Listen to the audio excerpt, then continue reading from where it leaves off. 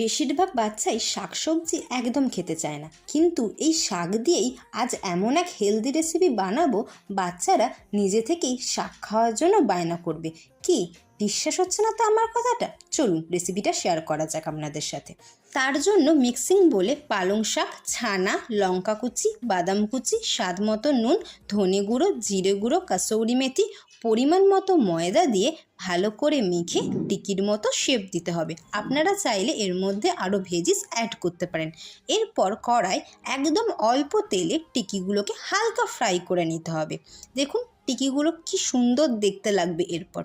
এবার টিকিগুলোকে সুন্দর করে গার্নিশিং করার পালা, কারণ বাচ্চারা গার্নিশিং করা খাবারের প্রতি বেশি অ্যাট্রাকটিভ হয়, স্পেশালি বাইরের খাবার। এতে বাচ্চারা মজা করে খাবারটা খাবে আর মায়েদেরও টেনশন একটু কমবে। কি ঠিক বলছি তো? এই তো আমাদের পালং টিক্কি একদম রেডি। ভিডিওটি ভালো লাগলে লাইক শেয়ার সাবস্ক্রাইব করে দেবেন।